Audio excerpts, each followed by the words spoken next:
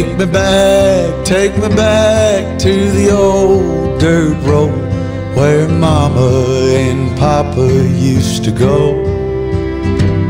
Let's sing all them songs from a long time ago and pine for them old days of yore. Well, let me run through the breeze like the leaves on the trees. Let me fly like the leaves when they fall. Well, let my mind go serene like a cool water stream that runs from the mountain so tall. Oh, take me back down the old dirt road. Malamang ito na ang isa sa huling ADV 150 reviews na mapapanood nyo dito sa YouTube. Ang goal ko ngayon ay ibigay ang lahat ng impormasyon sa mga bago at sa mga nagbabalak na kumuha ng motor na to ngayong 2022. Should you get it now or should you wait a bit more? Sa review na to, we will go all out. Lahat dadaanan natin mula sa perspective ng isang ADV owner for almost a year now. Take me home to rest where the mockingbirds nest. Ang Honda ADV 150 ay ang mini-me version ng Honda X ADV 750. ADV 150 was designed for urban adventure. Some say this is also a dual sport adventurer maxi scoot because of its tires, high ground clearance, and its unique design. But this still leans towards being an urban adventurer as Honda advertised. It's 150cc, 4-stroke, liquid-cooled, single overhead cam, 2 valves, dual disc brake, may ABS yung front nito, yung likod wala. It has tire size of 110 by 80 by 14 sa front, 110 by 70 by 13 sa rear, ground clearance of 165 mm, which is I really like, fuel tank capacity of 8.0 liters, meron din itong 795 mm seat height. So ang tanong agad dito, abot mo ba ito kung ikaw ay 5'1 or 5'3? I'm 5'7 and a half, so kayo na ang humusga.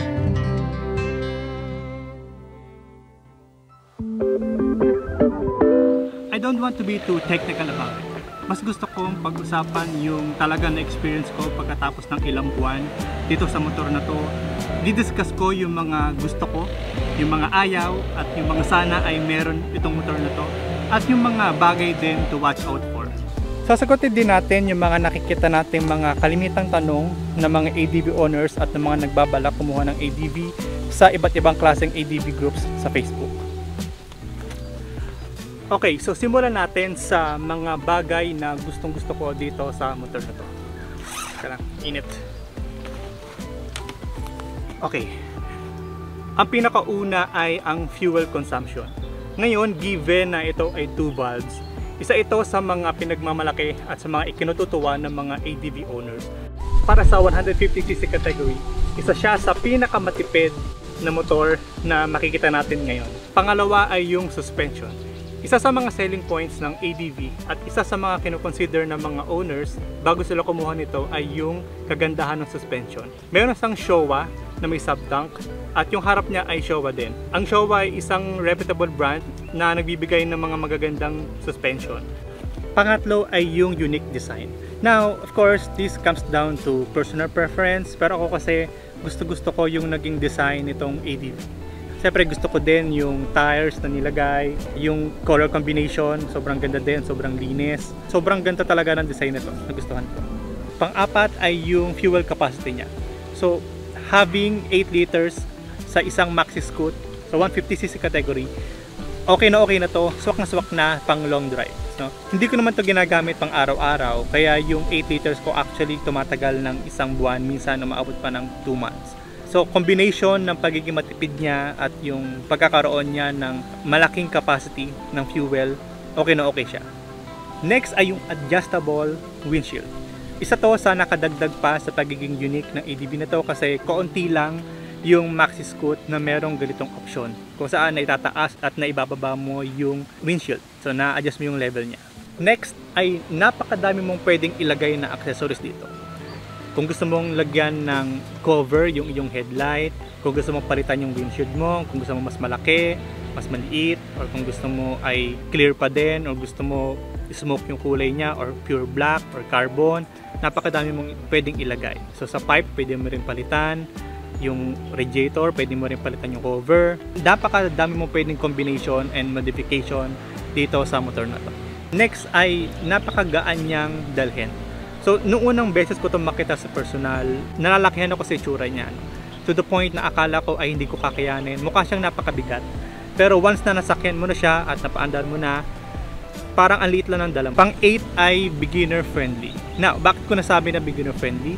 Kasi ito yung pinakauna kong motor. Di ako nagsimula sa maliit na 125cc, 110cc. Tumunan agad ako sa 150cc at sa Honda ADV pa. At yun, hindi ako nagkaroon ng matinding adjustment. Actually, the moment na magamit ko siya, na masakyan ko siya, parang normal lang, parang ako nagbabike. Ganun siya kadaling sakyan. Yung mga function niya, madali din naman matutunan, madaling pag-aralan.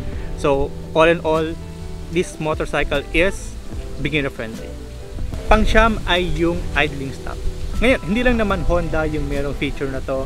Actually, padami na padami yung nakaka-adapt ng idling stop. Iba lang siguro yung term sa ibang brand. Pero, hindi lang kasi siya nakaka-save ng fuel. At also nakakalis din siya ng pagod sa katawan mo. Kapag kasi hindi umaandar yung motor mo, ibig sabihin hindi mo nararamdaman yung vibration ng motor. So less din yung pagod na mararamdaman mo. Kasi syempre, more vibration na maramdaman mo sa katawan mo ay ganun mas lalo nakakapagod, di ba? So ngayon pag-usapan naman natin yung mga bagay na ayaw ko naman dito sa ADV.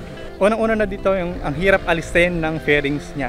So kung gusto mo, for example, maglagay ka ng additional light sa motor mo, gusto mo magpalit ng busina, or kaya nagasgasan yung motor mo, gusto mong ipa-repaint, napakahirap niyang alisin, no? You have to have knowledge on how to remove it properly. You need to have the right tools, kasi kung hindi, baka masira lang yung fairings mo na aalisin mo, kasi nakaklip lang siya. Hindi siya yung katulad ng iba na i-screws mo lang, then matatanggal mo na yung covers ng motor mo. Pangalawa ay napakadumihin niya, as in, yung kahit na sobrang bagal mo lang or makadaan ka lang ng napakakaunti na basang kalsada or basang daan, yung putik talaga na papasok agad sa kasingit-singitan ng motor mo. Siyempre malaking factor doon yung tire, kasi kapag ganoon talaga yung tire mo, ang tendency talaga ay madali siya makakolect ng dust, and also yung mga putik na madadaanan mo ay talagang sasabi talaga sa motor mo.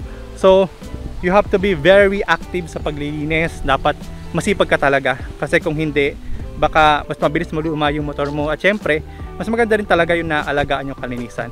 So, nagawa rin ako ng video before about it, kung paano pananatilihing malinis yung motor mo. So, please check it out. Sa pangatlo, yon connected to sa pangalawa, ay yung tire hugger. So, ang design kasi niya na nilagay na tire hugger ay sobrang liit lang. So, given nga na sobrang mabilis niya na nakaka-collect ng dumi, di rin nakakatulong na sobrang liit ng tire hugger. So ang unang ginawa ko agad, nung bagong bili ko parang yung motor ko, actually wala pang 1 week, pinalitan ko agad ng tire hugger na mas mahaba. Although syempre hindi pa rin siya talaga makaka-block ng mga putik na papasok sa motor mo, pero at least kahit papaano is medyo nakatulong naman siya. This is acceptable naman, kasi kaunti lang naman yung motor na merong ilaw yung seat compartment niya eh. So para sa akin kasi sobrang laking bagay nito na siyempre pag nasa gabi ka at meron kang gustong kuhanin sa seat compartment mo, imbes na kukuhanin mo pa yung phone mo para mag-on ang flashlight, maganda sana na merong ilaw na doon sa seat compartment. Ang magandang meron nito ay yung Kymco kay RV180. So nung tinignan ko yung review nung kay RV sa YouTube, nakita ko meron siya eh. So naisip ko, sayang, sana meron din nito yung ADV150. Next ay may kamahalan yung pyesa niya.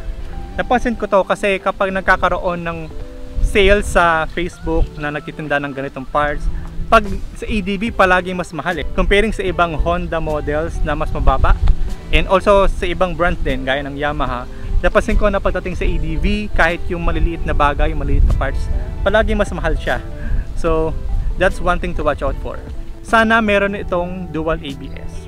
Meron kasi siya yung harap lang na ABS, unfortunately wala yung likod. And yun, sana lang ginawa na lang nila na dual ABS para mas maganda, di ba? Next ay yung traction control. Yun din ang isa sa gusto ko na sana nagkaroon yung Honda ADV. So yung Honda PCX 2021 nilagyan na nila ni Honda. Unfortunately, yung nag-upgrade kasi si Honda ADV ng 2021 model, wala silang binago except sa nag-add lang sila ng color white dito sa Philippines.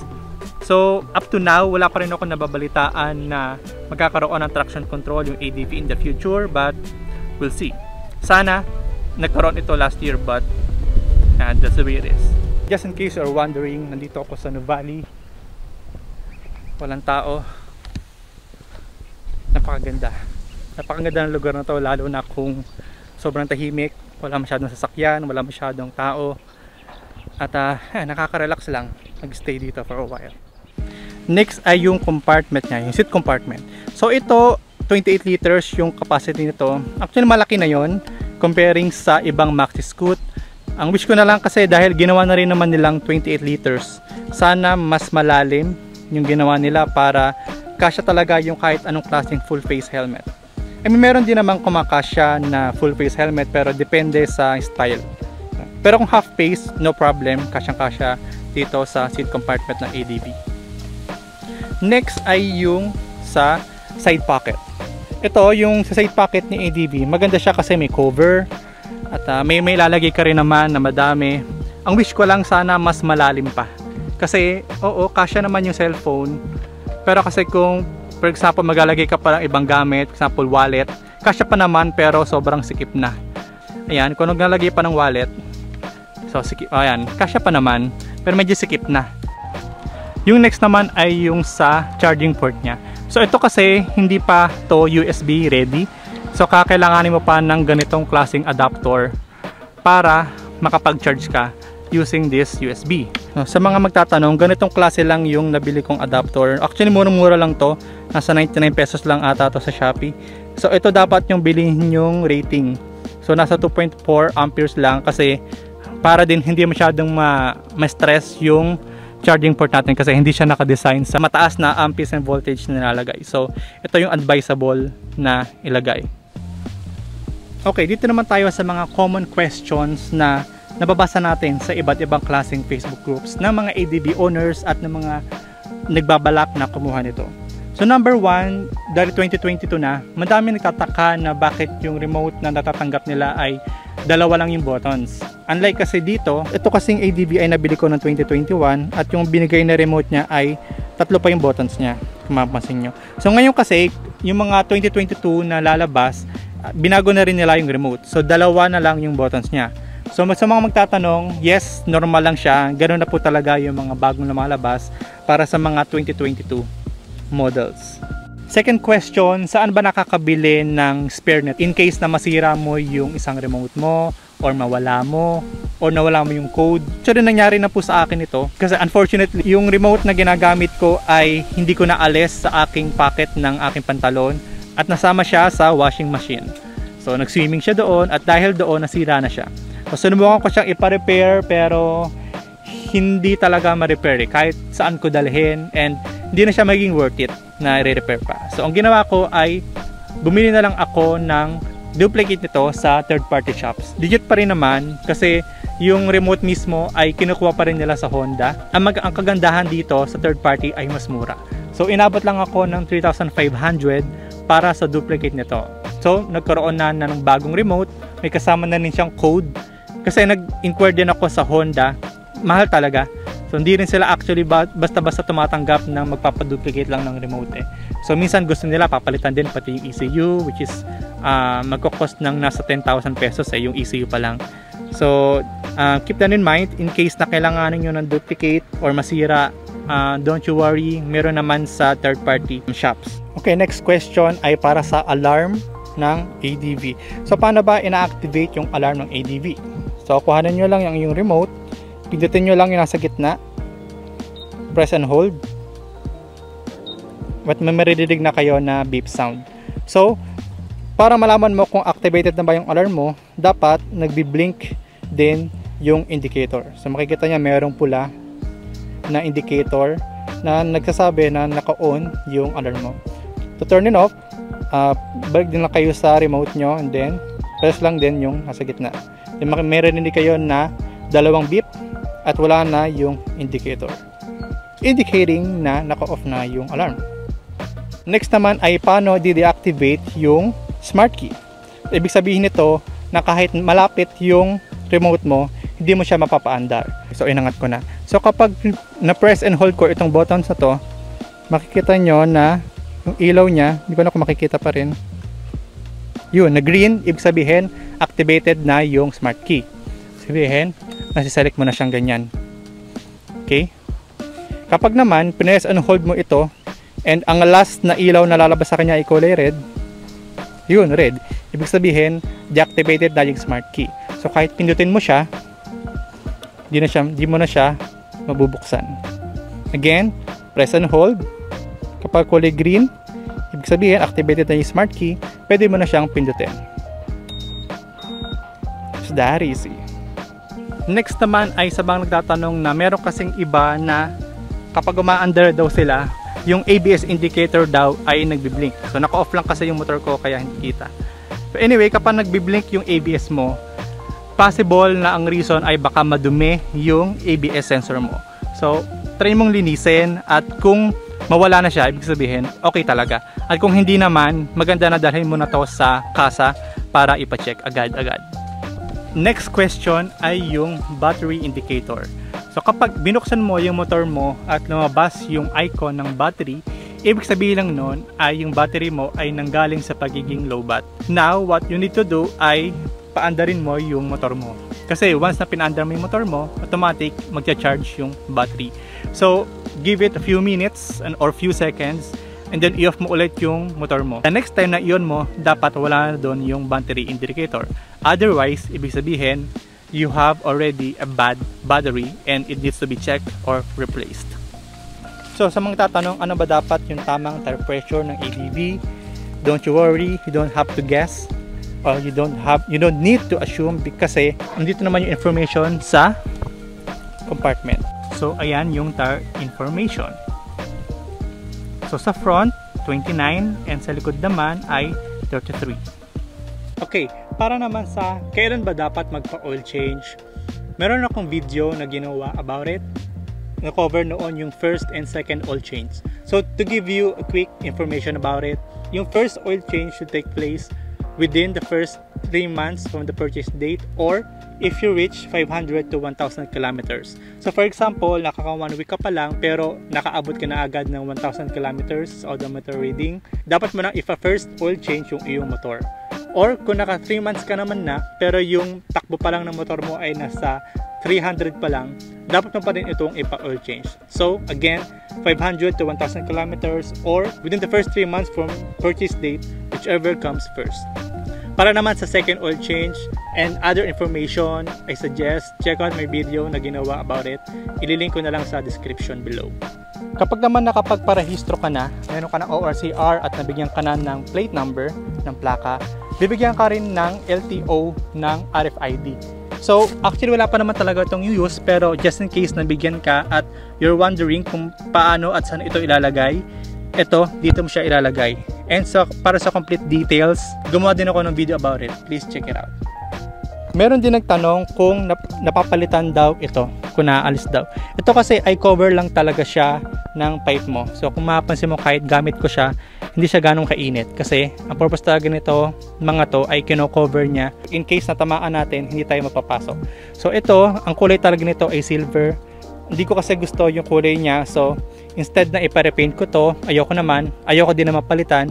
So bumili na lang ako ng mumurahin na carbon sticker which is actually nasa 59 to 60 pesos lang siya sa Shopee. And then nilagay ko lang siya. So kung gusto niyo din palitan itong mismong pipe, pwede rin naman. Siyempre, make sure lang na pasok pa rin sa LTO regulation yung ipapalit nyo kasi masasayang naman, mahahassle kayo kung haharangin kayo ng LTO kung itetest yung sound ng yung pipe na hindi naman pasok sa regulation. So matitikitan kayo. To avoid hassle, siyempre doon pa rin talaga dapat sa stock, pero kung gusto niyo talagang palitan, make it sure lang na pasok siya sa regulation ni LTO. And lastly, yung color. Kung gusto nyo na palitan nyo yung kulay nyo, for example, naghahanap kayo ng puti pero wala kayong makuha puti, so bumili na lang kayo muna ng ibang kulay. Kung gusto nyo papalitan ng puti, pwede naman, hindi naman yun ipinagbabawal as long as, syempre kung ano yung nakaregister sa motor mo, sa LTO, na for example, bumili ka ng red, papapalitan mo dapat yung kulay niya. Kung maging per white na siya, dapat per white na rin yung naka-register sa'yo. So, mura lang naman yung pagpapalit nito. I think wala pa 100 pesos. So, kung gusto nyo na magpalit ng kulay o kahit hindi per white, kahit anong kulay, pwede naman, basta make it sure na ipaparegister nyo siya sa LTO. Tunay nga, nasa specs, design, isa ang Honda ADB 150 sa magagandang options ngayon. In fact, may mga gumagawa na din ng ganitong klaseng maxi scoot na obvious na ito ang inspirasyon. Gumawa ako ng video about it sa isa sa naglabas nito kamakailan lang. I have many thoughts, so I suggest to check it out as well. Madami ding usap-usapan mula pa last year na lalabas ang Honda ADB 160. Based kasi sa pattern ni Honda, dapat this year or next year ay maglabas na ng new model. They already did it sa Honda PCX 150, which by the way had the same exact specs kay Honda ADB 150. Magkaiba lang ang kanilang design. Now that we have Honda PCX 160, Click 160, nararapat na maglabas na talaga ng Honda ADB 150. As I make this video, wala pa ding announcement about it. So sa mga nagtatanong kung magkakaroon, lahat tayo ay nasa wait and see mode pa lang ngayon. Kung hindi ka naman nagmamadali, you may wait. But kung important sa'yo yung additional 10cc, from 2 ay magiging 4 valves na siya, which for sure would increase the power of ADB, it's up to you kung gusto mo na kumuha. Ang mahalaga ay do your research para wala kang pagsisihan. So, hanggang dito na muna sa video na to. Maraming salamat sa mga nanood at sa umabot hanggang sa dulo. At sa mga manonood pa, sana marami kayong impormasyon na makuha. At kung meron kayong mga questions or topics na hindi ko na-discuss, na gustong itanong or pag-usapan, lagyan nyo lang sa comment at sasagutin natin lahat. Okay? That's been it. Thank you very much for watching. Thumbs up if you like it. Sub if you loved it. Talk to you in the next one. Peace.